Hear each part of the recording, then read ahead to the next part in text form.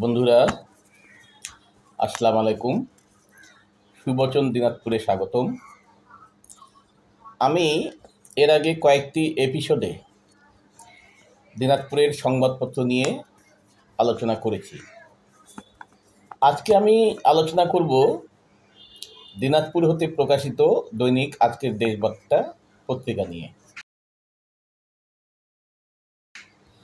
এই পত্রিকাটি 1994 সালের 18 এপ্রিল প্রথম প্রকাশিত হয়। তখন এটি সাপ্তাহিক পত্রিকা ছিল। 2001 সালে 18 জুলাই এটি দৈনিক আকারে আত্মপ্রকাশ লাভ করেছে। এর প্রকাশনা একটা অনুষ্ঠান হয়েছিল। সেই অনুষ্ঠানে সভাপতিত্ব করেছিলেন মির্জা আনোয়ারুল ইসলাম তানু। তিনি প্রয়াত হয়েছেন।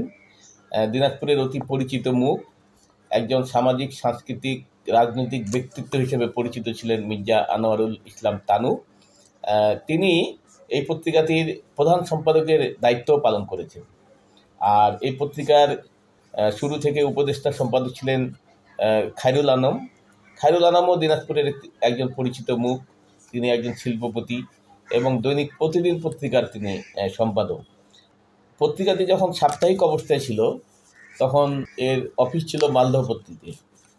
পরবর্তীতে এই অফিসটি সরিয়ে আনা হয়েছে বাসুনিয়াপট্টি এলাকায়, যেখানে বাসুনিয়াপট্টির দুর্গা মণ্ডপ আছে। সেই মণ্ডপের সামনের এই দেশবার্তার অফিস। বলছিলাম চিত্ত ঘোষের কথা। তিনি মূলত 1978 সাল থেকে সাংবাদিকতা করছেন। তিনি দিনাজপুরের কাগজ, ঢাকার কাগজ সহ বিভিন্ন কাগজে তার সাংবাদিকতার ছোঁয়া রেখেছেন। সাংবাদিকতা করতে করতে একটা পর্যায়ে সকলের ভাবনা হয় যে তিনি পত্রিকা প্রকাশ করবেন। একজনের এক এক ভাবনা থেকেই এই বিষয়টা আসে যে তিনি নিজেই একজন সম্পাদক হবেন, পত্রিকার মালিক হবেন। তা আজকের দেশবার্তা প্রকাশ করলেন চিত্ত ঘোষ। যদিও এই পত্রিকার প্রকাশক হলেন পবন কুমার আগরওয়ালা, তিনি একজন বিশিষ্ট ব্যবসায়ী, কিন্তু এর সামগ্রিক সকল কর্মকাণ্ডই পরিচালনা করে থাকেন চিত্ত ঘোষ।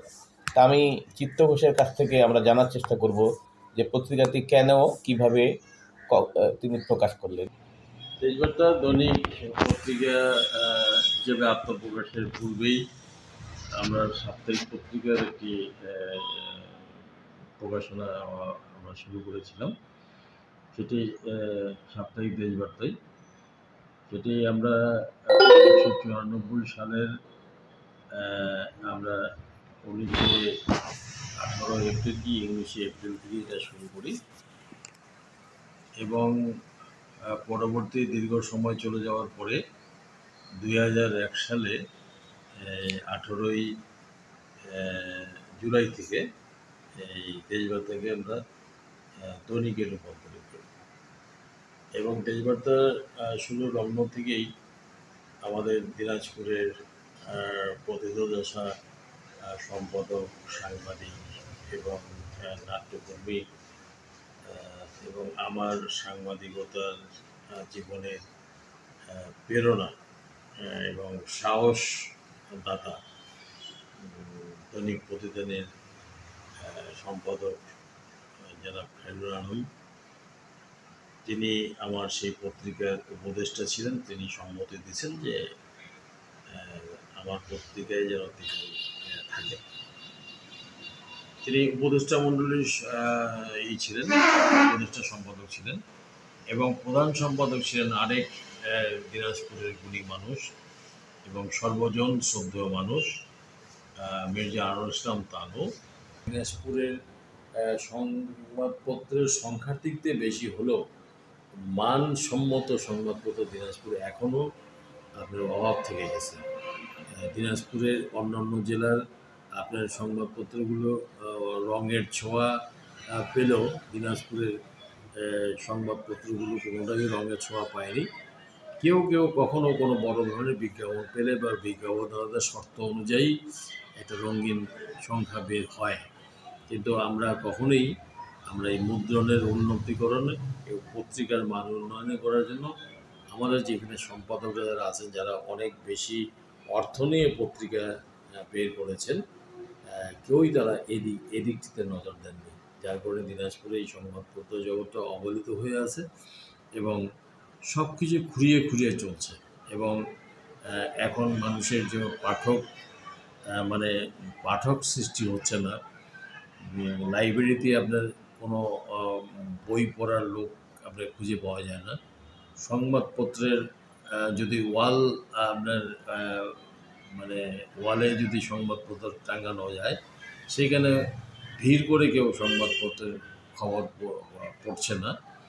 সংবাদপত্রের হকারের দোকানেও, পেপারের দোকানেও আপনার ভিড় লক্ষ্য করা যাচ্ছে না যে সংবাদপত্র কেনার জন্য। কারণ এই সংবাদপত্রের যদিও একটা দুর্দিন চলছে, তারপরেও আমি আশাবাদী মুদ্রিত সংবাদপত্রের চাহিদা আজীবন থাকে। এই পত্রিকায় সাংবাদিকতা করে অনেকেই পরিচিতি লাভ করেছেন, যেমন বিপুল সরকার সানি।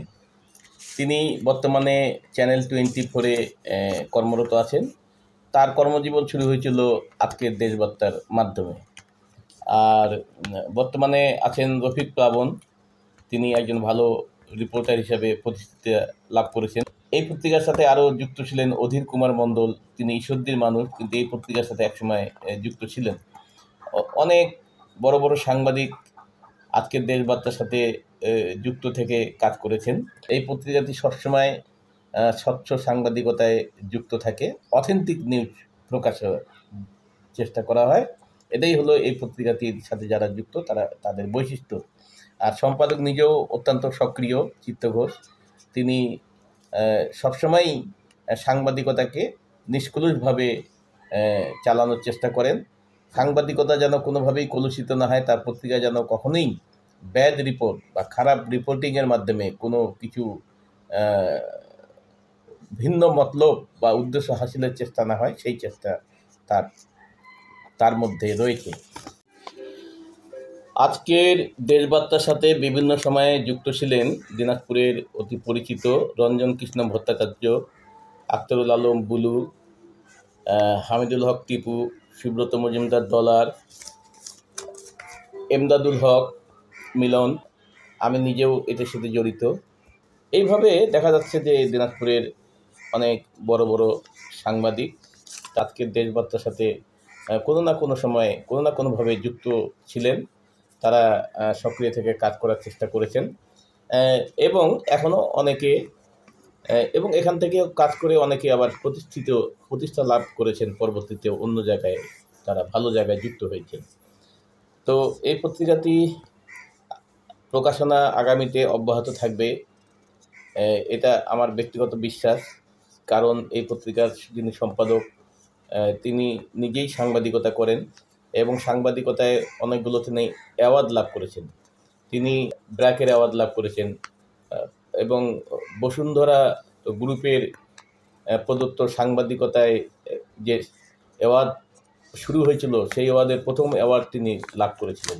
আজকের দেশবার্তা আরও এগিয়ে যাক, এই কামনা করে আজকের মতো শেষ করছি।